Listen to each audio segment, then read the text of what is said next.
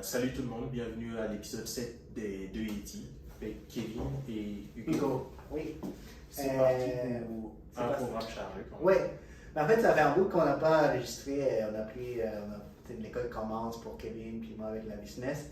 Mais on veut continuer à en faire des podcasts. Puis sûrement qu'il va y avoir on va créer de plus en plus du contenu. Puis on va avoir aussi des invités bientôt dans le podcast. On va faire un mix de nous deux. Puis des invités. Parce qu'il y a beaucoup de sujets d'actualité qu'on voulait aussi parler avec des gens qui connaissent. Il y a des sélections québécoises qui se passent. On est rendu au mois de septembre, ça fait déjà presque 22 jours que c'est commencé. Ouais. Puis c'est les 3 octobre, je pense, les élections. Oui, supposé. Ouais. Fait que les 3 octobre. Fait que d'ici les 3 octobre, au moins, entrevuer 2-3 personnes. Tu sais, mon but c'était d'entrevuer au moins, parce qu'il y a comme 5 partis, là. Ouais. Le Québec solidaire, Parti québécois, la CAQ, Parti conservateur du Québec et le Parti libéral, 5. Puis il y a d'autres petits partis aussi, mais ça, c'est les 5 majeurs. Le mieux, c'était comme, d'entrevuer 5 candidats de chaque parti, mais je pense qu'on va manquer de temps. Fait que c'est de voir au moins ceux qui vont pouvoir nous répondre d'ici les 3 octobre, puis peut-être on va en faire juste en seul ou 2. J'ai déjà quelques personnes en tête, puis je vais te les montrer après. Oui. Mais c'est intéressant au moins d'entrevuer. Je pense que plus les jeunes vont sûrement dire oui. Parce que si tu vas chercher des candidats plus âgés, peut-être qu'ils vont dire mais c'est combien de views vous avez toutes, mais les jeunes, comme on est des jeunes, ils vont sûrement me dire ok, on va le faire. J'ai l'impression que ça va être plus comme de se créer une réputation, là, de dire ok, je suis ouvert à discuter avec des personnes d'un certain âge, que pour eux de dire je vais rejoindre une grosse audience là, parce que. Ouais, certains, puis ça fait du contenu, là, ils peuvent le partager. Pour des candidats qui sont peut-être pas connus du tout, ça peut aider aussi à montrer qui ils sont, puis nous on enregistre ça, puis on le met sur des réseaux sociaux, puis on peut peut-être les partager, puis peut-être ça peut amener plus de views ou pas, j'en sais pas, mais c'est une bonne conversation qu'on peut avoir. Oui, il y a ça, et ce qui est cool, c'est que quand j'écoute la radio par exemple, puis j'entends les entrevues, c'est samedi passé j'écoutais un débat. Ouais. C'est des questions tellement rapides. Il n'y a pas le temps de développer sur ces idées et tout. Il parlait du projet de Québec d'avoir un passage entre Québec et Lévis. Le troisième lien. Exact. Ouais.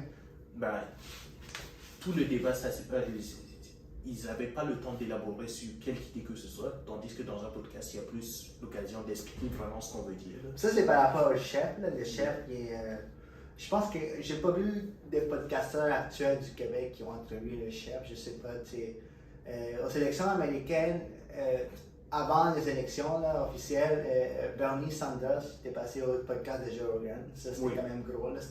Lui, il se présentait pour le Parti démocrate. Mais puis il y a plein de politiciens qui vont dans son podcast, Joe, quand même, là, républicain, lui aussi a eu des démocrates. Mais j'ai pas vu un chef aller dans son podcast puis faire une heure. Peut-être que ça va arriver. Je pense qu'en fait, j'ai vu Jordan Peterson, connu psychologue, aussi fait des vidéos sur YouTube. C'est un professeur psychologue à l'Université de Toronto, non? Ça fait longtemps qu'il ne travaille plus là. Oui, mais il fait partie encore, je pense, de l'Université de Toronto. Non. Mais ok, ancien de l'Université de Toronto, professeur psychologue, vraiment connu internationalement. Il y a eu Eric Duhamel dans son podcast. J'ai mis une photo, c'est pas encore sorti, là. Je ne sais pas si c'est sorti ou non son podcast. Je ne l'ai pas vu. Ouais, fait que, ça c'est quand même gros parce que c'est une audience plus anglophone.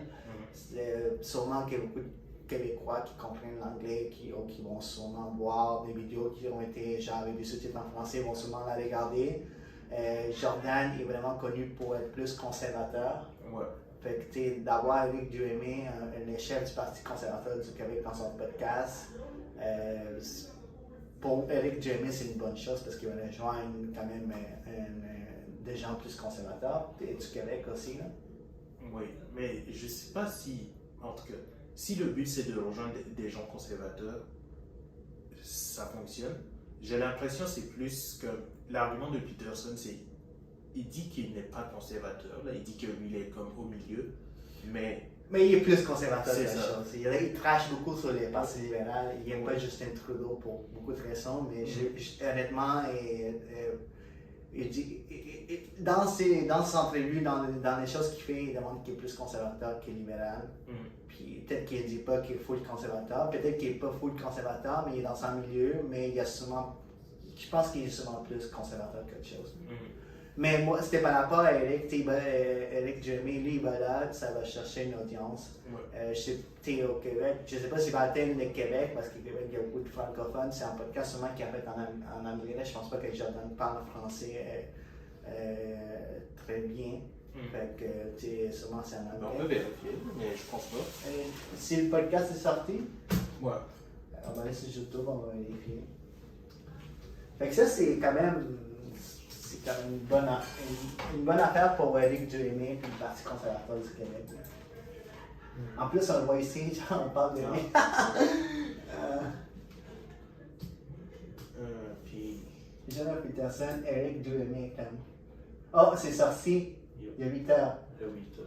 Puis il y a combien de views là? 65 000. Mais on peut pas mettre ça parce qu'on va voir copyright. Mais sûrement que c'est en anglais. Puis, ouais. C'est la campagne électorale. Fait que je vais l'écouter, c'est sûrement une entrevue qui vient tout juste de sortir. On en parle aujourd'hui, fait que c'est sorti, genre. Puis j'aime bien regarder les commentaires, fait que je vais regarder les commentaires sur YouTube, qu'est-ce que les gens disent, puis ça vient d'où. Je pense pas que l'audience de Jordan Peterson connaît Éric Duhaime parce qu'il est plus au Québec. Mais on va voir qu'est-ce que ça va l'amener par après, qu'est-ce que ça va amener à sa campagne, à la campagne du Parti conservateur du Québec. À date, la CAQ, même dans les sondages, ça a un peu baissé, mais ce qui me surprend le plus, c'est l'ampleur du Parti conservateur. Je ne sais pas si ça l'a apparu de nulle part. Il y a 4 ans, puis ça fait 20 ans que je suis ici, j'ai tout le temps vu au moins 3 grands partis, genre Parti québécois, Parti libéral. En fait, 2, puis la CAQ est venue, puis c'est tout le temps été Parti québécois, Parti libéral. La CAQ, c'était Mario Dumont, et c'est quoi l'autre? Ça s'appelait comment avant? ADQ, je pense. OK. Avant la CAQ, c'est le parti de Mario Dumont qui l'avait créé. Puis il avait, ça portait un autre nom. Puis maintenant, c'est rendu la CAQ. Fait que, mais ça tout le temps, il y a 4 ans, c'était entre les 3, Parti libéral, Parti québécois et la CAQ. Le Parti conservateur est sorti, genre, pour moi, dans les élections passées, j'ai jamais vraiment entendu parler du Parti conservateur du Québec. Plus du Parti conservateur du Canada, ça c'est certain. Puis de voir l'ampleur que le Parti conservateur du Québec prend, pour différentes raisons, puis des gens qui l'appuient, c'est fascinant pour moi, parce que ça n'a jamais été pour moi, quand j'ai vu les autres élections, j'ai jamais vu vraiment le Parti conservateur prendre la place de même. Selon toi, c'est quoi qu'est-ce qui peut être les motivations derrière ça? Je te dirais que c'est plus la pandémie qui a fait en sorte que le Parti conservateur du Québec a pris l'ampleur. Peut-être que je me trompe, mais ça a peut-être été Parti québécois, Parti libéral, puis la CAQ. Mais depuis la pandémie, Éric Duhaime est sorti de plus en plus à la télé. Lui était plus contre les confinements et tout ça pour des raisons qui sont peut-être valables. Je ne sais pas ces raisons exactes, mais lui en a mentionné. Puis ça a atteint des gens. Les gens ils l'ont écouté, puis ils ont dit, mais lui a raison. Fait que ça a vraiment aidé à que le Parti conservateur du Québec prenne de l'ampleur. Ils font des rassemblements sur YouTube. On est juste dans ça qui a apparu maintenant. Puis on dirait qu'il y a beaucoup de gens, sûrement qu'il y a des gens. Puis il y a des gens qui veulent voter pour ces partis-là, puis c'est leur choix, puis c'est bien. Mais ça a pris beaucoup d'ampleur. Je ne sais pas, honnêtement, le Parti québécois, il y a 4 ans, a vraiment subi une grosse défaite. Ils sont en train d'essayer de structurer. Ils ont vraiment un bon chef qui je ne sais pas si tu as vu les débats, moi je ne l'ai pas vu. Pierre Plamondon, je pense que c'est son nom. Dans le débat. Tu as vu le débat là? Ouais. Pierre. Je me souviens plus. Paul Saint-Pierre Plamondon, excuse. Mais Paul Saint-Pierre Plamondon, le chef du Parti québécois, à qui se parlait quand j'ai vu les nouvelles sur Internet, mais il y avait une bonne présence, il était vraiment bien à l'écoute. Fait que c'est lui qui a vraiment qui a sorti positif de là. Les autres, comme tu mentionnais tantôt, ça parlait beaucoup, c'était court, ça chicanait. Ben, c'était comme votre projet, est-ce qu'il y a une étude? C'était pas mal ça, le débat, là. Ça tournait autour de ça. Mais c'était comment le débat? Parce que moi, je ne l'ai pas vraiment regardé. Combien de temps, comment est-ce que tu as Ben, j'ai suivi ça pendant genre 45 minutes, le temps de me rendre j'allais jouer au golf, là. Ouais. Puis c'était que, ben, ça parlait, ok, chacun décrivez-nous le troisième lien. C'était pendant la radio que tu écoutais ça? Ouais. Okay. Puis, ben, le premier cas, c'était, il y avait un projet de tramway, il y avait un projet de, comment ça s'appelle, de métro. Mais qu'est-ce que tu ressentais par rapport aux candidats? Les projets, ils vont en parler, mais lequel que tu trouvais qui avait plus d'allure? Comment ça se déroulait? Est-ce que ça se criait dessus, tout? Non, mais c'est ça que je n'apprécie pas dans cette forme de débat, c'est qu'il n'y avait pas d'argument relié au projet en tant que tel, c'était juste un test de, ok, comment tu ressens candidat? Je veux bien que la personne sonne bien quand elle parle, mais il faut qu'elle m'explique pourquoi son projet fait du sens. Oui, c'est ça. Et je n'ai pas trouvé ça dans le débat. Oui, mais pour que les candidats puissent, ou le chef puisse expliquer son affaire, est-ce que c'était aussi les candidats lui-même, comment est-ce qu'ils présentent ça, mais est-ce que tu sentais que dans le débat, il y avait des temps où ça chialait tout le temps, ça coupait, ou il n'y avait pas assez de temps, tu dis, pour qu'ils présentent ses idées? Ça ne coupait pas, mais c'était plutôt que de présenter son projet à soi. Ça critiquait. Oui, c'était comme, nous, notre projet, au moins il est réaliste, un truc du genre. Mais il n'expliquait pas en détail. Non, aucun n'avait le temps d'expliquer pourquoi son projet est viable. C'était juste de dire, nous, notre projet, il est cool. Et ce projet-là, il est moins réaliste. Et j'ai moins aimé ça. Ça finit de même parce que c'est le format du débat aussi qui est pas. Ben, c'est ça. Ouais. Fait que moi, qu'est-ce que j'ai entendu, c'est que Paul Saint-Pierre Plamondon, ce que je ne connais pas par cœur leur nom, Paul Saint-Pierre Plamondon est sorti plus du débat, par rapport à l'image, il est plus sorti, il était plus à l'écoute, il coupait moins les autres chefs. Mais je pense que peut-être le Parti québécois va se reprendre. Il y a 4 ans, c'était vraiment chaotique, mais là, ils se reprennent, ils ont un bon chef. Présentable, je ne connais pas full ses idées. Certaines qui amènent encore les côtés indépendants du Québec. Est-ce que ça va attirer les gens, les jeunes? Il y a plein de jeunes qui tu vois, dans le Parti québécois, dans les comtés, le Parti québécois est allé chercher des jeunes indépendantistes. Ça, c'est bien. J'en ai vu. Puis peut-être qu'ils vont remonter un peu la pente, je ne sais pas de combien. Mais un des partis intéressants, c'était Québec solidaire aussi. Oui. Mais en fait, c'est parce qu'il y a une autre chose, le Parti québécois va peut-être aller rejoindre, gagner des comtés en région, parce qu'en région, c'est souvent plus conservateur, plus genre le Québec, c'est plus francophone. À Montréal, certainement pas. J'ai doute qu'ils vont gagner des comtés à Montréal, ça va être vraiment difficile. C'est genre Montréal, c'est multiculturel anglophone, peut-être qu'ils vont en gagner. Mais les partis qui risquent de perdre beaucoup, selon moi, honnêtement, qui perd pour cette élection, c'est le Parti libéral. Oui. Dominique Anglade, je l'ai déjà vu en personne, je suis allé dans un événement avant la pandémie, puis moi, on a vu, c'était l'entrevue. Je pense qu'elle venait juste récemment d'être nommée chef du Parti libéral. Mais j'ai l'impression, puis de ce que j'ai lu, qu'il y a vraiment, elle n'arrive pas à rejoindre les gens, je ne sais pas. C'est une femme d'affaires, elle est vraiment bonne. Ils ont sorti, t'as-tu vu combien d'actifs elle a? Non. Elle a 12 millions de dollars d'actifs. Ils ont sorti genre les actifs, l'argent que les chefs ont, puis elle, c'est elle qui a le plus d'argent. Ça, c'était intéressant. Dominique Anglade, 12 millions, genre. Fait que. Dominique Anglade, elle a plus riche le chef avec des satellites de 12 millions. Fait que. Déjà là, pour les gens des régions ou les gens peut-être qui ont moins des revenus, tu vois un chef qui fait 12 millions. François Legault, il en fait aussi.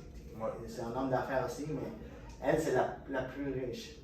Mais j'ai l'impression qu'elle a peut-être une certaine genre, difficulté à rejoindre les gens. Ils vont souvent gagner des comtés à Montréal, puis dans les environs, peut-être pas en région, mais il en risque d'en perdre parce que tu mentionnais Québec solidaire à Montréal, surtout dans les partis comme les plateaux, c'est genre ce qu'il y avait plus de jeunes.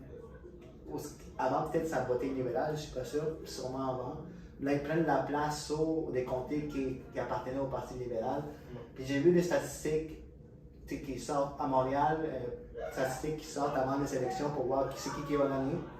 Je ne sais pas si c'est véridique, mais le comté de Dominique Anglade, elle perdait en ce moment, genre. Okay. Fait que si le Parti libéral, parce que la CAQ, ça semble qu'ils vont gagner encore, peut-être majoritaire, si le Parti libéral ne fait pas l'opposition, parce que s'il ne fait pas l'opposition, puis c'est trouve genre troisième, c'est vraiment une défaite pour Dominique Anglade. Puis si elle n'est pas élue, même si elle est élue, puis elle ne fait pas partie de l'opposition, je pense que ça va être la fin pour Dominique Anglade parce qu'ils vont sûrement changer de chef. C'est une défaite. S'ils ne font pas partie de l'opposition, le Parti libéral, ça va être une défaite. Fait que tu trouves que le Parti libéral va peut-être souffrir pour cette élection parce qu'il y a aussi les partis conservateurs qui prennent la place, qui vont grouiller un peu du Parti québécois, qui vont grouiller peut-être un peu genre de la CAQ, puis le Québec solidaire qui grouille du Parti libéral, puis la CAQ qui grouille du Parti libéral. Fait, il y a vraiment genre, je pense que, je ne sais pas combien qui vont gagner les députés, les partis conservateurs du Québec, mais l'ampleur qu'ils ont pris, certains il y a des gens qui vont nommer du parti, qui vont nommer comme député ça. Il y a de bonnes chances. Il y a de bonnes chances parce que c'est le Parti conservateur du Québec. C'est le parti qui a vraiment pris plus d'ampleur depuis depuis les années 80. Puis c'est Québec solidaire. Sûrement, mais je ne sais pas s'ils sont. Parce que tu peux pas juste gagner à Montréal, il faut que tu gagnes meilleur que Montréal. C'est un parti qui prend de l'ampleur. Oui, mais à Montréal, sûrement. C'est ça. Mais ils sont pas encore assez gros. Ils sont dans leur croissance. Peut-être dans 2 élections, peut-être. Est-ce que tu dirais qu'on est en train de voir totalement, sans critiquer, genre, totalement de voir 2 s'opposer, genre, Parti conservateur vraiment à droite, puis Québec solidaire vraiment à gauche, parce que ça semble être de même. Et entre les deux, peut-être libéral est un peu plus à gauche, puis la CAQ peut-être qui est plus milieu, peut-être conservateur, puis le Parti québécois qui est aussi peut-être milieu conservateur. Mais de voir les 2 extrêmes, c'est comme c'est la première fois peut-être au Québec là, que je vois ça. Je dirais que le Québec solidaire est définitivement plus à gauche que le Parti libéral, mais je pense pas que ce soit l'extrême gauche. Non, mais de voir 2 partis qui sont quand même gauche-droite, ils ne sont pas des extrémistes, on ne va pas aller jusqu'à là, mais de voir les 2 partis qui sont quand même. On voit juste ça aux États-Unis, de voir 2 partis complètement opposés, mais de voir ça au Québec, genre, c'est comme fascinant pareil. Je pense pas qu'on est aussi polarisé qu'aux États-Unis. Aux États-Unis, c'est comme tu as 2. Si tu ne portes pas la bannière rouge, tu portes la bannière bleue. Ouais, mais ça, ouais. Ici, il y a plus de variété. Si en ce moment il y avait 2 gros partis, ce serait probablement conservateurs et libéraux. Ça, c'est le Canada, tu parles. Oui. Mais ce qu'on voit, c'est plus, comment dire, une population qui a été engagée en 2012, parce que Gabriel Nadeau-Dubois, tous son bagage, ça vient de la grève de 2012. La grève des cégeps en 2012, qui avait une grève ici, puis c'est parti du cégep de Montréal, je pense. Non. Mais il faisait partie d'une association étudiante. Oui. Puis il y avait 2 autres personnes aussi qui étaient impliquées avec lui. Puis c'est eux qui ont amené à cette grève qui a vraiment genre Ben, c'était le bousculer vraiment les études de beaucoup des étudiants, puis ça a vraiment créé une ampleur au Québec, la grève étudiante. Oui. Et ce qui l'amène avec lui, c'est cette idée que, OK, on peut se rassembler autour de nouvelles idées. Ouais. Et, comment dire, avant, peut-être que le segment auquel il s'adresse, c'était le segment qui votait le moins. Les jeunes, tu penses? Oui, les jeunes étudiants et tout. Ben, ils ne votaient pas. Mais juste d'avoir ce visage-là qui a été actif, ça crée comme une nouvelle masse qui peut changer le cours des élections. Et dans 2-3 élections, quand ce groupe-là va être plus mature, va mieux connaître les enjeux des élections, ça peut changer beaucoup de choses. Sûrement, mais Québec solidaire va tout le temps entrer parce que je vois sont quand même beaucoup présents sur TikTok. TikTok, c'est une plateforme plus jeune. Ouais. Fait que ces jeunes-là qui sont sur TikTok, parce qu'on dirait qu'ils préparent, ils savent qu'ils ne vont pas gagner ces élections-là, mais ils préparent peut-être dans 4 ans. Ouais. Parce que ça semble que la CAQ est majoritaire. Si j'arrive quelque chose de grave, mais je pense que ça va être ça. Fait qu'ils vont sur TikTok ou des plateformes genre des jeunes qui ont peut-être 15, 16. Fait que, oui, ils voient les jeunes d'aujourd'hui qui ont 18 ans et plus, 20 ans, qui sont déjà établis avec la CAQ, qui vont voter pour la CAQ. Mais ils sont en train de chercher avec des plateformes comme TikTok, sur les réseaux sociaux, des jeunes qui ont 15, 16, qui vont avoir l'âge de voter dans 4 ans. Ouais. Puis là, ça fait des nouvelles personnes qui vont voter, plus les noyaux qui sont en ce moment des jeunes. Parce qu'il ne faut pas oublier qu'avec le temps, les jeunes deviennent pas plus conservateurs. Les gens deviennent plus conservateurs avec Pas le temps. forcément conservateurs, mais ce qu'on voit, surtout aux États-Unis, c'est que, à la différence de peut-être comment ça s'appelle la génération X, là, ceux qui sont sur TikTok, ils sont de plus en plus engagés politiquement. Oui, ça. Je dirais pas qu'ils sont plus conservateurs, mais peut-être que chez les milléniaux, ça c'est moins une présence politique que ce qu'on voit chez la génération, les Gen Z. Et c'est un gros pari de s'adresser à cette génération parce que si on parle par exemple de quelqu'un comme François Legault qui essaie de s'adresser à cette génération, il n'y a pas vraiment de moyens de communication. C'est pas un public qui regarde tellement la télé, ni Facebook, ni YouTube, quelques-uns, là, mais la plupart vont interagir sur Twitch ou TikTok. Ouais, c'est pour ça qu'il y a beaucoup de candidats, même dans tous les partis, c'est beaucoup de jeunes, milléniaux, même dans la CAQ, qui comptent sûrement sur ces jeunes-là pour la nouvelle relève. Ouais. Puis ils vont sûrement, c'est beaucoup de porte-à-porte, ils vont sûrement venir dans les universités de cégep. Le porte-à-porte, je ne sais pas à quel point c'est fonctionnel, mais la présence sur TikTok, ouais. Québec solidaire, il joue sur ça. Puis les partis conservateurs aussi, du Québec, ils jouent plus sur Facebook. J'imagine avec ouais, c'est ça. ils vont vraiment à l'autre côté des gens qui vont chercher leur public. Mais c'est des élections quand même palpitantes avec 5 partis, genre? Ouais. 5 grandes partis, 2 partis qui prennent beaucoup d'ampleur, des nouveaux partis, là, on va dire Québec solidaire, Parti conservateur du Québec, même si Québec solidaire, ça fait longtemps qu'ils sont là, Parti conservateur du Québec, sûrement, je ne sais pas. Mais comme 2 nouvelles images qu'avant, le Québec était éliminé par les partis libéraux, le Parti québécois, la CAQ est venue, la CAQ est récente aussi, genre. Fait que c'est une grosse bataille, et puis c'est vraiment intéressant. Puis en espérant qu'on puisse entrevuer au moins 2 candidats de. Tu sais, je voudrais faire une candidate genre du Parti conservateur du Québec. Genre, voir vraiment pourquoi elle s'implique là-dedans. Je dis elle parce que j'ai vu une fille là dans les parcs, puis je sais pas. Fait. De voir en fait quelqu'un genre de ces partis-là, ces leçons, puis tout, c'est intéressant d'entrevuer, puis quelqu'un de la CAQ, mais ça reste à voir qui qu'on peut avoir. Ouais. Ben, je vais regarder de mon côté aussi si je peux croiser des candidats. Ouais. Sûrement, parce qu'il est dans le coin où tu habites, puis porte à part, puis juste envoyer un courriel, on va les trouver sur les réseaux sociaux, ils sont tous là maintenant, c'est plus facile.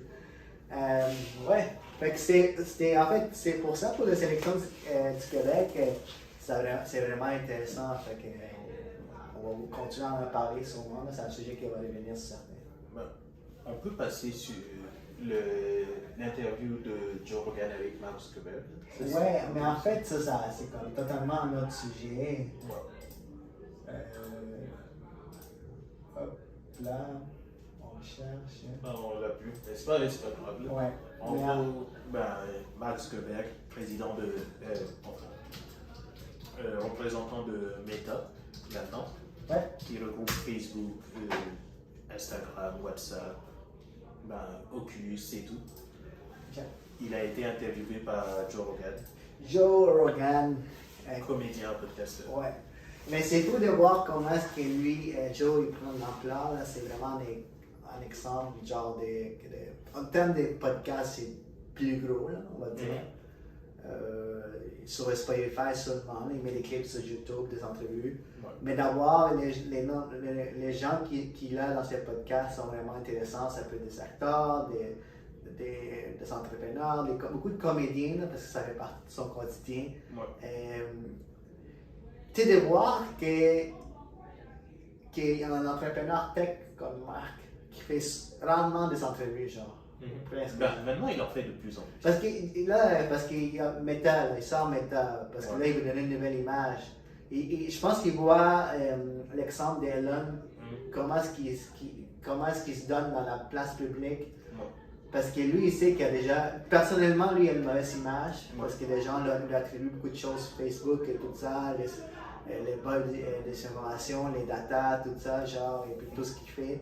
Je pense depuis qu'il a sorti Meta, il s'est donné comme but peut-être de lui-même, parce qu'il sait que lui-même représente la compagnie Meta, anciennement Facebook. Fait que si lui a une mauvaise image, ça va sûrement donner encore une mauvaise image à la compagnie, parce qu'en faisant le rebranding de Facebook à Meta, c'est pas juste un changement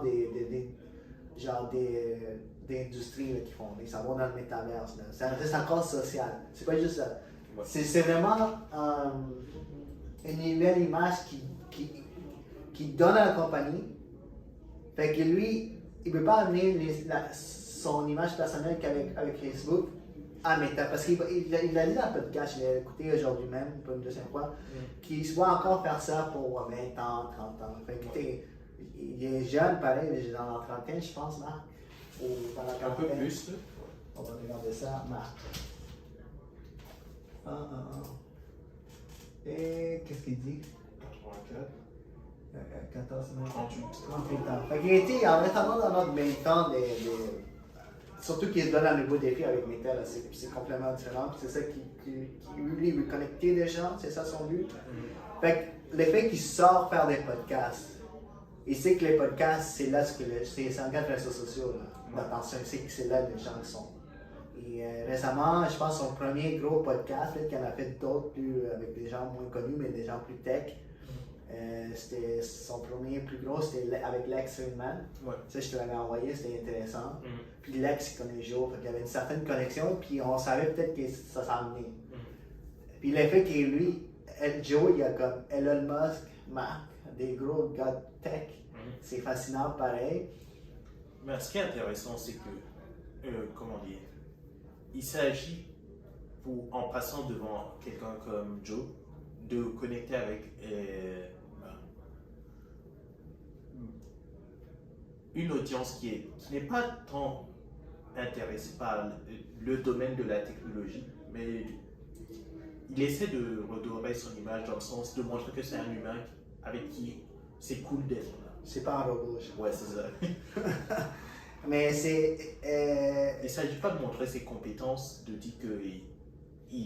Parce que le fait que ça fait aussi longtemps qu'il dirige Facebook, ça montre qu'il est déjà compétent.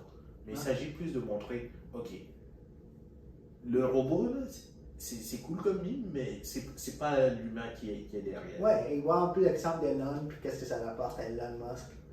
puis l'effet qui est plus pressant. Là. Puis il veut contrôler son image. Là. C'est pas un robot, c'est pas genre les méchants qui veulent créer, que les gens créent. Là. Je sais qu'il y a souvent fait des choses que les gens ont raison de critiquer. Mais en allant dans le podcast de Joe, c'est pas une audience qui est déjà favorable à Facebook. Parce que Joe fait souvent critiquer Facebook, puis les vols des données. Puis il se fait inviter souvent par le membre de Facebook. J'ai déjà vu écouter des entrevues avec des autres invités qui crachaient sur Facebook. Fait, déjà, son audience n'est pas full favorable à Facebook, à Marc. Mais Joe, c'est quelqu'un qui s'intéresse à la personne. Fait que lui, il s'en fout, il va l'inviter parce qu'il connaît Marc. Ouais. Ben, c'est ça que je vais poser comme question. Toi, à la fin de l'entrevue, est-ce que ton opinion de Marc a changé? Mais j'avais déjà écouté l'entrevue avec Lex. Ouais. Mais Lex, il est vraiment technique. Là. Lex Friedman, c'est notre podcaster, mais lui, c'est vraiment genre technique, là, détaillé, organisé. C'était un peu plus technique, ces questions de technologie. Mais avec Joe, on dirait que je suis sorti de là avec un côté plus même. Parce que ce qui me fascine, c'est que. Puis la façon qu'il parle, puis on le sent qu'il est vraiment intelligent, ces gars-là. Mais il me fait penser beaucoup aussi à la façon que Elon Musk parle. Ils ont comme un peu le même sens du parlage. Genre, et la façon qu'ils vont parler, d'écrire, genre, vont prendre des pauses, ou vraiment. Elon est plus complexe, mais je sens qu'il, dans quelque sens, dans les mots qu'ils disent, que c'est deux gens vraiment intelligents. Peut-être Elon montre plus que Marc, mais c'est dans la même vibe. Dans le côté intellectuel et tout. Parce que Marc est vraiment genre, il sait qu'est-ce qu'il fait. C'est un gars intelligent, certain. Ouais. Puis il y a vraiment ces côtés-là que tu peux au moins détecter aussi dans Elon. Mais Elon, c'est un génie, c'est autre chose. Mais tu sais, le fait qu'il est allé dans le podcast de Joe, ça nous a appris genre différentes choses. Je savais déjà qu'il faisait de la course. Il avait publié qu'il courait, puis qu'il courait beaucoup parce que j'avais déjà vu des publications de lui qui court, puis qui fait du surfing, je pense. J'avais déjà vu des photos. Mais il fait du jiu-jitsu. Ouais, c'est ça qu'il disait. Ouais, puis j'ai vu une vidéo qui est sortie après, puis elle est vraiment capable, il fait ses moves. Fait que ça démontre que, premièrement, le jiu-jitsu est vraiment très populaire avec plein de monde. C'est comme la prime, on est dans le moment là, du jiu-jitsu, du UFC. Ça démontre que c'est quelqu'un qui se tient en forme, c'est un être humain. Puis il parlait un peu de ça. Il y a un moment dans le podcast, tu sais, comme il travaille chez lui beaucoup, puis il parlait un peu, Joe parlait un peu, mais avec les technologies, les réseaux sociaux, les gens sont pas full focus. Puis là, lui, il mentionnait des fois, genre, quand il était chez lui, puis lui, il y a des moments qu'il doit être vraiment full focus pour faire des choses. Ouais. Puis il y a des moments où sa femme l'interrompt pour lui poser une question, puis après ça le déconcentre full. Ça me rappelle, mais on est tous comme ça, là, on est comme tous concentrés à faire quelque chose, quelqu'un nous dérange, puis on perd le focus. Fait que ça démontre que c'est un gars qui est humain aussi. Ouais. Fait que, tu sais, c'est quelque chose qui est intéressant d'apprendre un gars qui est full occupé avec une grosse business, qui est vraiment, genre, lui, il veut vraiment mettre ses enfants au lit, genre, il veut vraiment amener il finit ses rendez-vous avant que ses enfants se couchent, puis il fait des activités avec eux. Fait que ça démontre qu'il s'entraîne en plus. Il n'y a pas de raison de ne pas s'entraîner, il a une grosse business, puis ça démontre qu'il est quand même discipliné dans ce qu'il fait. Ouais. C'est sûr qu'il y avait un côté rédemption dans tout ce qu'il a raconté. Là. Il montrait ce qui le rendait plus attrayant au public auquel il s'adressait. Mais ce qui s'est démarqué pour moi dans l'entrevue, c'est plus, il avait l'air plus relax que dans c'est sûr que la dernière fois que je l'avais vu, c'était l'entrevue au congrès. Fait qu'il était en suit, vraiment c'est congrès congrès américain, l'audience de Facebook. Ah, mais ça, il a mentionné aussi dans le podcast que c'est comme après, genre full parce que tu sais, c'est beaucoup de temps qui passe là-dedans, puis c'est vraiment stressant. Fait que tu peux pas être genre full humain là-dedans, là, c'est vraiment méthodique, il faut que tu sois full sérieux. Là. Oui, mais je ressentais que de la même façon qu'il pesait chaque mot qu'il allait dire au congrès, quand il était devant Joe, il y avait pareil ça, qui tournait derrière. Je ne sais pas à quel point il disait ce qui lui venait par l'esprit. Il réfléchissait quand même. Ouais. Il y a un moment donné, des moments qui disaient que je dois réfléchir à certains numéros, certaines choses. Puis il y a vraiment des choses. Comme tu m'avais mentionné une fois, là, c'est sûrement. Je pense qu'ils se sont appelés avant. Puis on a dit, OK, ça. Yeah. Puis Joe est comme, OK, mais tu sais, je vais. Parce qu'honnêtement, il y a sûrement d'autres personnes du podcast, il y a sûrement d'autres podcasteurs, d'autres gens qui ont dit, oh, Joe, il a pété trop, il n'est pas allé fort. Lui, c'est pas son intention, je pense, d'aller fort parce que il veut le voir Marc, il veut l'inviter encore au podcast. Il ne veut pas genre, avoir la polémique, mais il y a sûrement d'autres podcasteurs qui s'il avait la chance d'entrevuer Marc, il allait full fort. Ouais. Mais Marc, il ne va jamais aller dans leur podcast. Il connaît qui peut, puis il va parler avec eux. Il a sûrement parlé avec Joe avant, puis avec Lex aussi, puis il a dit, OK, ça je peux le dire, ça je peux pas. Parce que, tout ce qu'il dit, ça peut affecter la cote en bourse. Exact. Parce que ça, c'est le côté que j'ai retenu aussi, c'est la pression qu'il y a sur chaque, chaque instant quand il parle. Ben, je le regardais, mon estime de lui a grandi. Ouais. Le truc du congrès, là. Puis maintenant je me dis, ok, of course, tu dois peser chaque mot. Parce que là, c'est que les enjeux dans chaque phrase qu'il dit, ça peut te retourner de tellement de façons. Et même quand il ne dit pas quelque chose de super compliqué, là, ben, dans l'entrevue, il y a eu le moment où il parlait de, comment dire, est-ce que le FBI lui a demandé de ne pas diffuser l'histoire de Hunter Biden? Ouais. Mais tu sens que il y a tellement de phrases qu'il ne peut pas dire parce que n'importe quelle phrase mal formulée, ça devient un gros titre de journal. Fait que là, je me suis dit, bon, ok, je comprends un peu. Je comprends un peu pourquoi il parle de même. Mais est-ce que tu penses que pendant toute l'entrevue, il a été vraiment. Tout ce qu'il disait était formulé ou est-ce qu'il y a des moments où tu voyais qu'il se laissait aller? Ben, quand il parlait de surf, peut-être pas, parce qu'il n'y a pas grand-chose à cacher dans le surf. J'étais dessous, genre? Ouais. Ou des enfants de sa famille un peu. C'est ça. Mais dès que ça parle de Facebook, Meta, chaque mot compte. Ouais. Mais quand il parlait de ses projets dans Meta, je pense qu'il se laissait aller là. C'était pas genre, c'est des projets, des idées. Là. Ben, il faisait beaucoup de promotion du dernier casque Oculus parce que j'ai l'impression que c'était ça le gros sujet de la conversation. Là. Mais il n'y avait pas de questions.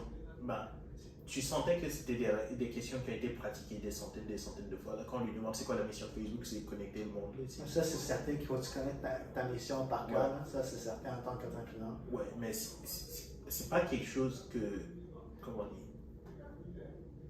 C'est pas porté par l'instant même. Là, c'est comme, ok, j'ai pratiqué ça, je sais que c'est la réponse qui fonctionne. On peut pas détourner ça. On y va dedans. On prend pas de risque. Il se laissait pas aller, mais. Est-ce que tu sentais l'enthousiasme qu'il y avait quand il parlait de ses projets dans Meta? Comme si c'était un entrepreneur qui parle de ses projets, tu sentais-tu l'enthousiasme ou c'était genre méthodique, puis on va faire ça, faire ça? Ben, il y a les deux. C'est comme.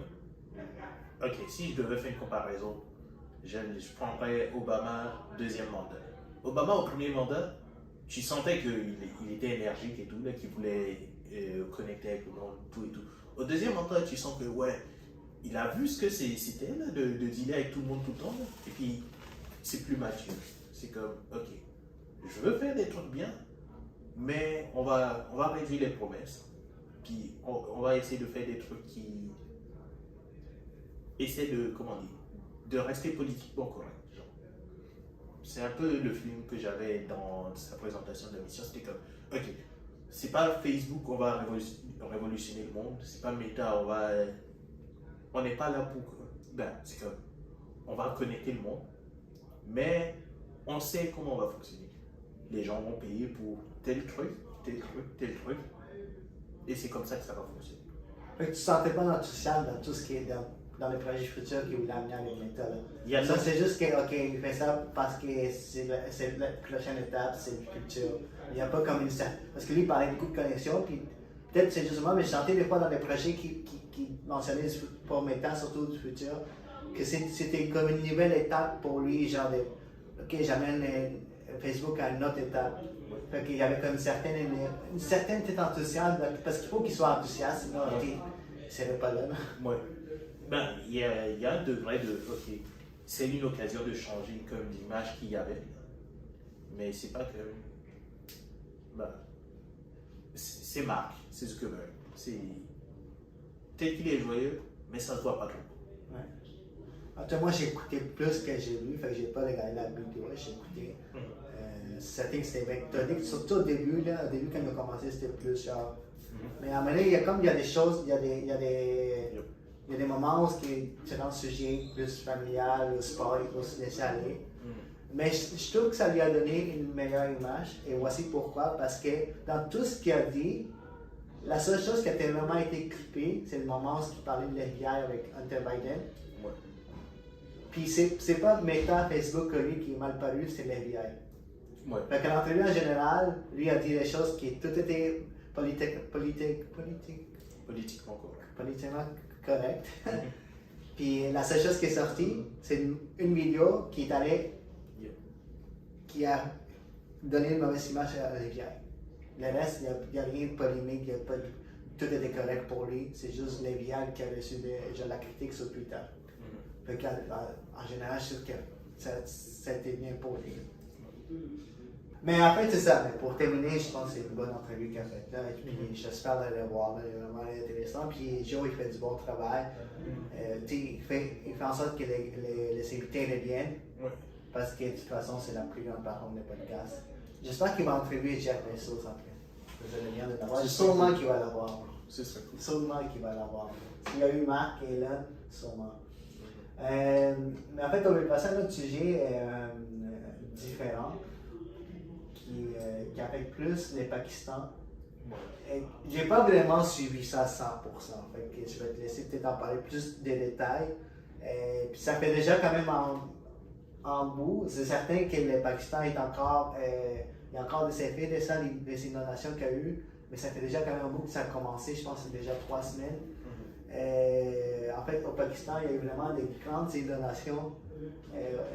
Qui ont vraiment enlevé la vie à des personnes, détruit beaucoup de biens, des biens, des édifices et tout. Ouais. Fait que les gens, d'après les minimums que j'ai lus, ça peut être relié au changement climatique. Ouais. Ben, c'est sûr que c'est relié au changement climatique. C'est plus l'ampleur des dégâts qui était impressionnant. Et moi, ce qui m'a marqué dans ça, c'est que le traitement qui a été fait dans les médias, là, c'est pendant peut-être 3-5 jours, ouais. C'était comme la nouvelle. Ouais. Et puis après, il y a eu comme la reprise de certaines villes par l'Ukraine qui est arrivée, et puis la mort de la reine Elisabeth. Et puis c'est comme si... Mais même pas 300 jours, je pense qu'elle n'a vraiment pas parlé beaucoup. Ouais, ça a peut-être traîné sur Twitter un jour ou deux, puis après ça, c'est peut-être ici, dans l'Amérique du Nord, mais peut-être genre en Inde, au Pakistan, parce que c'est là-bas que ça se passe. À côté, dans ces pays-là, peut-être ça traîne beaucoup plus sur Twitter, mais ici, presque rien. C'est ça, c'est que... On est juste passé à travers, comme si ça n'existait plus, mais ça, comme tu dis, ça fait encore beaucoup de dégâts. Je ne sais pas si c'est aussi gros, mais l'événement auquel je pense quand je compare ça, c'est le tsunami en Haïti. Ouais, ça c'est un autre type de catastrophe naturelle. Mais, ouais, mais en termes de dégâts. Mais les tremblements, tu dis, hein? Ouais. Mais les tremblements en Haïti, ça fait plus de nouvelles. Oui, ça a vraiment passé. On s'en rappelle, c'était quoi en 2010, je pense? On s'en rappelle jusqu'en même temps. Ça passait vraiment plus aux nouvelles qu'est-ce qui se passe au Pakistan. Ouais, en ce moment, il y a tellement de besoins en termes d'aide au Pakistan et c'est comme si ça avait disparu. Mais en fait, l'article qu'on a ici, là, juste parce que je connais pas beaucoup trop le sujet, parce que justement, On n'en a pas parlé du tout. On en a vu genre, ok, une ou deux journées. Mais après ça, rien. Ça, ça a paru au Le Monde. C'est Le Monde, c'est français. Ouais. Puis, le 7 septembre, ça parlait genre au moins 1300 personnes ont été tuées. Les fortes précipitations ont fait suite à la sécheresse. Donc, il y avait une grosse sécheresse, puis après ça, il y a eu la pluie. Puis, c'était vraiment genre hors norme, c'était inhabituel. Moi, de ce que j'ai lu, c'est vraiment. C'était peut-être plus par les changements climatiques aussi, sur lesquels on regarde. Mais est-ce que tu penses que ça peut être provoqué par le changement climatique, ces genres d'inondation? Pour moi, c'est sûr, parce que c'est des événements qu'on voit à des fréquences de plus en plus courtes. Ça, c'était peut-être un événement qu'on en voit 1 ou 10 ans, un truc du genre. Mais juste dans les 10 dernières années, on peut penser à plein d'événements qui ont eu, comment dire, en Chine, il y a eu d'énormes sécheresses. Oui, en Chine, en ce moment, il y a de la sécheresse, oui. Juste, pendant qu'on parle de ça, il y a les feux de forêt en Californie et tout. Oh oui, même au Porto Rico, je pense, il y a un gros déluge là, en ce moment, là, parce qu'ils ont perdu l'électricité. En Espagne, il y a eu pareil des feux de forêt. En fait, l'Europe au complet a eu, c'était une grosse calamité, c'est ça? Non, c'est quoi la chaleur intense? J'ai pas le terme en ce moment, mais je sais de quoi tu parles. Ouais. Fait qu'il y avait des. Canicule. Canicule, c'est ça. Bon français. Mais oui, c'est que. Fait que ça peut être lié aussi au changement climatique. Ouais, c'est tellement d'événements qui arrivent à la suite. Et c'est pas comme si ça arrivait une fois dans 10 ans. C'est 2022. Fait que ça montre à quel point il faut se concentrer sur des projets qui ont de plus gros impacts sur l'environnement. Parce que monsieur, madame, tout le monde, même s'il fait des changements dans sa vie, ça peut affecter l'environnement, mais pas d'une grosse façon. Ouais. C'est plus au niveau des grosses compagnies qui vont prendre des décisions de OK, est-ce qu'on fait un pipeline ou pas? Ouais. Est-ce que Baie du Nord s'est accordé ou pas? Ouais. C'est là que. Ça peut faire un plus gros impact. Ouais. Mais qu'est-ce que tu penses aussi de l'effet qu'on n'en parle pas de genre. Qu'est-ce qui se passe en Pakistan? Parce que je sais que j'ai vu des articles, juste de même rapidement, qu'il y a beaucoup. Il y a quand même eu des LED, je pense, la Croix-Rouge, l'ONU aussi, je pense, qui sont allés aider. Il y a beaucoup de dons qui se sont faits. On en a entendu parler, mais pourquoi tu penses qu'on n'en a pas assez entendu parler? Parce qu'on parle souvent du changement climatique. Là, quand quelque chose arrive de même, parce que ça ne nous touche pas, c'est loin, on n'en parle pas. Oui, c'est surtout que les médias sont de moins en moins, bien financés. Quand on parle du Pakistan, il faudrait envoyer quelqu'un là-bas dans ces conditions-là. Ouais. Il y a peu de chances que ça arrive. Les seules façons dont on aurait des nouvelles, c'est s'il y avait des journalistes qui sont sur place, des journalistes locaux. Mais par rapport aux journalistes, genre on n'a pas vraiment, mais ça, on a Twitter, on a Facebook, on a les réseaux sociaux. Pourquoi ça ne se partage pas aussi intense? Les gens ont souvent tendance, quand quelque chose arrive de même, ils en partagent. Mais justement parce que tu mentionnais qu'on est en 2022, parce qu'il y a trop de choses. Oui. Il y a OK, ça arrive, puis il y a une nouvelle chose qui arrive, puis là, tout ce qui était les Pakistan, ça descend dans les training, puis ça disparaît.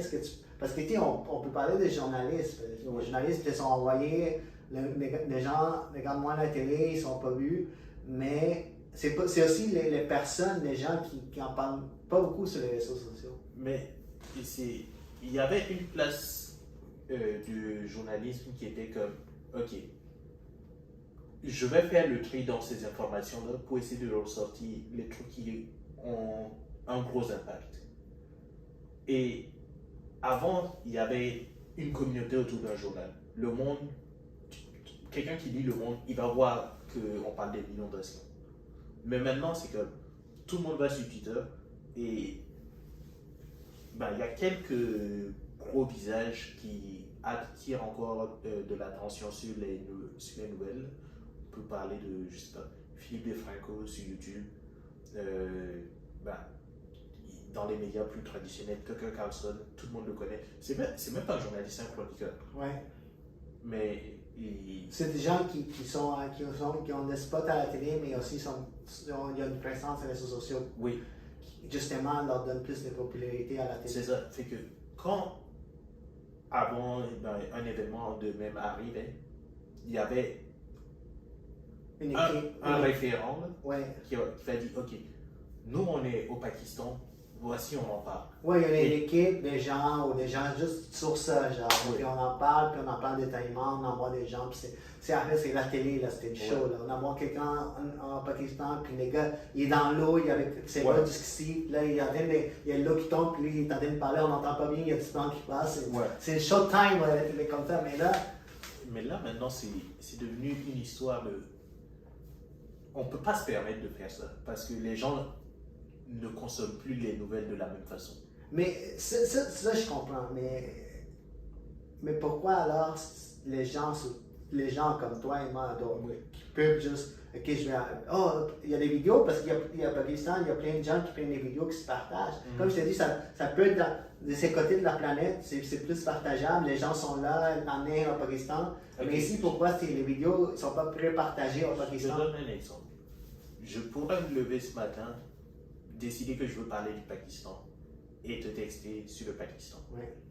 Mais s'il y a un article de journal qui parle du Pakistan, plutôt que de te texter sur le Pakistan, je vais te texter l'article de journal et tu vas pouvoir voir ce qui te plaît là-dedans. Il y a déjà du contenu qui est travaillé, il y a déjà des images. Je ne vais pas t'envoyer l'image d'un enfant mort pakistanais le matin. Mais tu peux tweeter sur ça. Qu'est-ce qui se passe au Pakistan quand il y a des inondations? Oui. Tu as besoin d'articles. Les gens vont peut-être en faire une recherche, ils vont les partager sur ton tweet. Mais qu'est-ce qui fait l'audience sur Twitter? C'est qui sont mes amis qui me suivent? Oui. Si je ne peux pas te texter et puis t'envoyer ça en personne, que je le fasse sur Twitter, tu vas pas forcément vouloir le regarder plus. Tu vois ce que je dis? Oui, mais tu sais que moi, j'ai plus l'habitude d'aller sur Twitter maintenant. Avant, j'utilisais pas ça, mais là, j'aime regarder des films. Puis là, il y a beaucoup de gens qui donnent des critiques, j'aime regarder des commentaires. Fait que quand ça trendait Pakistan, j'avais des gens qui commentaient dans le trending, hashtag Pakistan, qui parlaient du Pakistan, puis des inondations. Ils ne partageaient pas d'articles, pas de vidéos, il fait juste parce qu'ils en parlent, puis là, hashtag, puis là, plus les gens en parlent, ça monte. Je suis d'accord. Mais il n'y avait pas besoin d'articles. Des fois, il y avait des vidéos, parce qu'il y a plein de vidéos des gens qui prennent avec leur sel, ils les partageaient, puis là, ils écrivaient avec un texte. Tu n'as pas besoin de. Peut-être que c'est plus crédible, on va dire, si tu partages l'article du Le Monde. Pas forcément l'article du Monde. Ça prend des événements qui sont traités d'une certaine façon pour que les gens veulent les partager. On peut parler de, je sais pas, du 9/11. Le jour même, tout le monde avait la photo du 11 septembre. Tout le monde en parlait. Mais 2-3 jours après, qu'est-ce qui fait qu'on en parle encore? C'est il y a quelqu'un qui est allé sur place et puis il a vérifié qu'il s'agissait de tel modèle d'avion qui s'était financé par telle personne. Il y avait une histoire qui les reliait tout ça. Si je prends juste une photo d'un enfant pakistanais aujourd'hui et que je t'envoie ça, tu sais qu'il y a eu des inondations, mais demain, je ne peux pas te renvoyer le même message. Tu vois ce que je veux dire? Je comprends. Au moins qu'il y a d'autres choses qui sont passées qui vont donner plus d'ampleur. Oui. Et le seul moyen de savoir qu'il y a quelque chose qui s'est passé, ça prend un journaliste, quelqu'un qui est sur place, pas forcément un journaliste officiel, mais quelqu'un qui prend le temps de documenter cette information-là et de la mettre sur la plateforme. Un peu de la même façon que, je sais pas, admettons, qu'est-ce qui rend les interviews de Joe Rogan aussi populaires? C'est pas tant la grosse interview, c'est que tout le monde peut prendre un clip de cette interview-là et puis l'envoyer à quelqu'un d'autre. Sur le Pakistan... Mais je comprends que tu veux dire qu'on envoie quelqu'un, un journaliste qui va créer du contenu pour la télé, et après ça se partage sur les réseaux. Même pas forcément pour la télé, juste... tu parles d'un journaliste qui est juste une chaîne YouTube. Ouais, même s'il n'a pas le titre officiel de journaliste, quelqu'un qui... Ça peut être n'importe qui va prendre son site, mais c'est ça comme je t'ai dit, il y a des vidéos des gens qui prennent juste les déluges, qui le mettent... Mais ça prend plus que juste l'image, ça prend le traitement de l'information, ça prend que je dise, ok, j'ai été là, c'était telle place, j'ai vérifié qu'il y avait des jambes. Je peux pas juste. Mais pas, Ce qu'on a vu. pas juste une vidéo qui prouve qu'il y a des maisons qui sont bonnes avec des lots. On en a vu déjà, ça. Tu vois ce que je dis? Ah, ok. À la 10e maison qui s'écoule, t'es comme. C'est une maison. La 10e vidéo avec des lots qui rentrent, qui dévastent une ville au complet. Oui. T'es déjà, ok, je l'ai vu comme ça. Je peux rien faire. Il n'y a rien que je peux faire pour la maison qui s'écroule. Fait que tu verrais quelqu'un qui parle devant la caméra. Voici telle association qui a besoin de telle chose. Voici ce qui est recueilli. Là, il y a. C'est quoi, un influenceur qui devait en parler? Là? Ben, un influenceur. Ouais, si on veut. Là. Qui serait devant la caméra, là, devant les déluges. Même s'il n'est pas devant la caméra, s'il nous montre que. S'il ne prend pas son visage et qu'il nous montre un hôpital qui est en train d'accueillir les gens, monsieur, madame, tout le monde sur Twitter et tout, ils vont voir, ok, tel hôpital, il fait des efforts, on va aller les aider. Oui, mais ça, sur ces genres de vidéos sur Twitter, ça marche pas. Sur Twitter, c'est juste comme dans le monde même. Tu sais, sur Facebook, ça, ces vidéos, ça se partage. Ça va plus se partager. Ça partage. Twitter, comme je te dis, c'est du texte dans le moment même, dans le peu. Là. Mais sur ces vidéos que tu parles sur Facebook, je pense que ça va grandir. Mais ça, c'est comme un peu plus genre, il faut que la personne se rende là, il faut qu'il prenne il faut, genre, les déluges, ça fait 3-4 jours, là, il va là, il faut qu'il l'édite, il faut qu'il fasse ça prend plus de temps.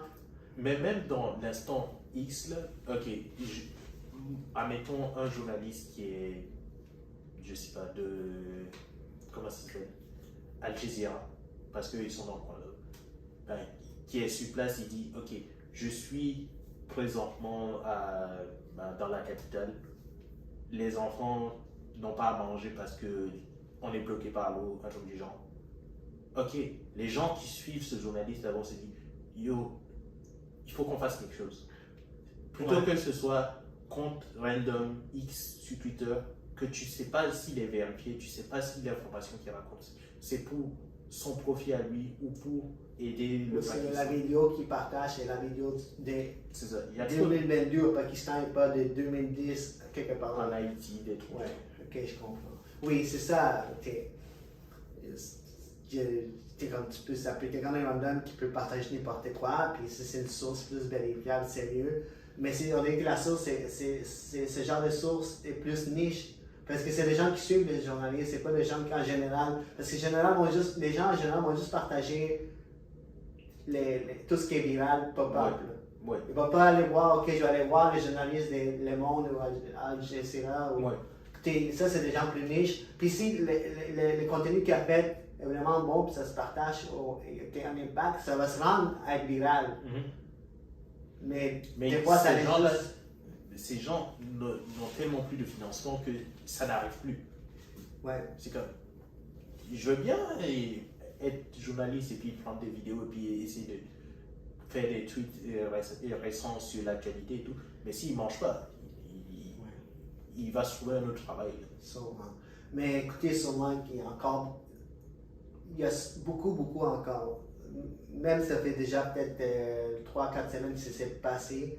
Il y a encore beaucoup de conséquences, puis des conséquences qui vont vraiment être pour longtemps au Pakistan. Fait que, si jamais vous regardez la vidéo, puis vous faites vos recherches, puis vous trouvez genre un endroit, un organisme qui fait des dons au Pakistan, puis tout, ou vous voyez des vidéos comme Kevin, des gens qui sont vraiment là-dedans, qui partagent des vidéos du Pakistan, faites-les partager ou faites en don. C'est un des rêves que j'ai. Ou en parler aussi. Ouais. Un des rêves que j'ai, ce serait de trouver un journaliste pour chaque pays auquel je me dis, ok, lui, quand il se passe quelque chose dans son pays, il va en parler. Et d'avoir cette liste-là. Mais peut-être qu'il en parle dans son pays, mais ça ne s'arrive pas on ne le connaît pas, c'est ça. Peut-être que, comme je t'ai dit, peut-être qu'au Pakistan, ils en parlent tous les jours. Oui, au Pakistan, obligés, ils en parlent. À côté, au Bangladesh, quand même, puis dans d'autres pays à côté là, qui en parlent tout le temps. Là. Oui. Mais ici, c'est. Ça ne se rend pas ici. Ça ne se rend pas ici. Même si ton journaliste il est full connu dans cette région-là, il va pas, la langue, tout, c'est différent. Non. Il ne va pas se rendre jusqu'au Québec, au Canada, aux États-Unis. Ça peut se rendre. La plupart des nouvelles sont données en anglais. Ouais. Ou traduites en anglais. Ouais. Mais d'avoir quelqu'un qui va bâtir une communauté en se disant faut pas que juste que ça reste chez nous. Là.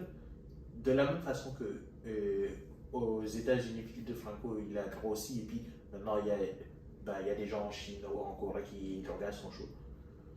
Ou en France, il y a Hugo Décrypte qui fait des vidéos et tout, qui se rendent aux États-Unis et tout. Pas français, lui? Juste français ou anglais? Non, il fait ses shows en français. Il a fait des entrevues en anglais. Il a interviewé Bill Gates, il me semble, et quelques autres personnes. Mais ça prend un visage pour, comment on dit, une communauté, par exemple, pakistanaise qui va dire, ok, voici, moi, je vais parler de l'actualité au Pakistan. Oui, mais ça va tout le temps rester niche. Ça va tout le temps rester niche. Parce que, tu sais, les gens vont parler du Pakistan, mais s'il y a rien de grave qui arrive, ça, on en parle. Tu peux parler. Parce que c'est grand. Oui, mais c'est ça que j'essaie d'amener, c'est que ça prend de parler des nouvelles du monde, mais aussi des nouvelles de chez soi. Genre. Ceux qui parlent des nouvelles juste chez eux ou juste dans une zone du monde, ça suffit plus. Ça prend un truc extra. Là, genre. Ça serait comme un Joe Rogan qui en parle, genre, comme... Ouais. Comme, ouais. Fait que lui, il en parle, parce que des fois, il mentionne des choses, il en parle, puis là, ça fait de l'ampleur. Oui. Fait que si lui, il parlait du Pakistan, puis là, seulement dans une conversation, quand il voit, là, oh, qu'est-ce qui se passe au Pakistan, puis là, ça peut amener l'attention, mais ça, c'est genre 30 secondes de son podcast. Là, tu s'en parle, comme ce podcast de 4 ans, 30 secondes, mais il en parle. S'il faisait genre 30 minutes sur ça, là, ça avait plus d'ampleur. Si Joe en parle, tout le monde en parle. Ouais. Ou genre, parce que lui, il a quand même une ampleur, comme tu dis, internationale, presque. Mais oui, mais c'est bien d'avoir des journalistes dans chaque pays qui auraient la même. C'est pas des journalistes, mais qui seraient un peu comme Joe qui en parle. C'est ça. Puis son contenu serait comme. S'ils sont capables de s'exprimer en anglais, sortirait de leur pays, leur contenu sortirait de leur pays. Ça crée une communauté plus ouverte au changement et tout. Mais en tout cas, les seuls qui pourraient prendre l'ampleur, c'est Joe. Fait que si on parlerait, ce serait bien. Mais nous, on en parle parce que c'est quand même un sujet qu'on porte. En tout cas, ça me tient à cœur. Ça nous tient à cœur, puis ça fait partie de tout ce qui se passe avec les changements climatiques. Je pense que là, on est rendu à 1 heure. Oui, mais on va juste finir le dernier. On va pas ça vite, là, mais c'est un sujet plus gros. Là, on dépasse un peu plus les temps habituels. Puis certains, lui, c'est quelque chose qu'on. Je pense que c'est un gros sujet. On pourrait en regarder faire. après. T'es sûr? Ouais, c'est trop beaucoup. 10 minutes, un truc du genre. Là. On fait juste brièvement, genre. Je pense que c'est worth it de le garder pour le prochain. Ouais, t'es sûr, mais le prochain, on a un épisode spécial. Là. Ouais. Fait que je pense que c'est mieux de brièvement passer parce que le prochain, il est con. Puis c'est différent. Le prochain, c'est un sujet, les podcasts. On pourra faire le parallèle entre le prochain sujet et ça. T'as ça? Ouais. Ok, ben on va regarder ça comme ça. Pour ceux que ça leur intéresse, on voulait juste parler de tout ce qui se passe avec Trump récemment avec l'FBI. Ouais. Mais c'est un gros sujet. Fait qu'on va peut-être commencer dans le prochain podcast. Puis après ça, les prochains podcasts, c'est vraiment une édition spéciale un peu avec les décès de la reine. Fait que ça va être vraiment plus. Ça vaut la peine d'être. Ouais, ça va être un podcast genre, avec un sujet et demi parce qu'on parlait de Trump et de l'FBI, mais ça va être plus la reine. Fait que je vous remercie d'avoir écouté le podcast jusqu'à la fin, de regarder le podcast. Épisode 7. Ouais, n'oubliez pas de vous abonner à la chaîne YouTube, de vous abonner sur les différentes plateformes de podcasts, Spotify, Google Podcasts, Apple Podcasts, laissez des reviews. On commence, on aime faire ça, puis comme je dis, on va venir des invités, puis on va continuer à en faire. Par contre aussi, on est au cégep de Québec, fait qu'il y avait des gens à l'entour, fait que vous attendez des gens parler, c'était parce qu'il y avait des gens qui parlaient fort. Mais c'est pas grave. Mais on va se trouver un local. C'est un podcast qui est raw. On fait ça comme ça. Hey, merci. Puis, ciao. À la prochaine.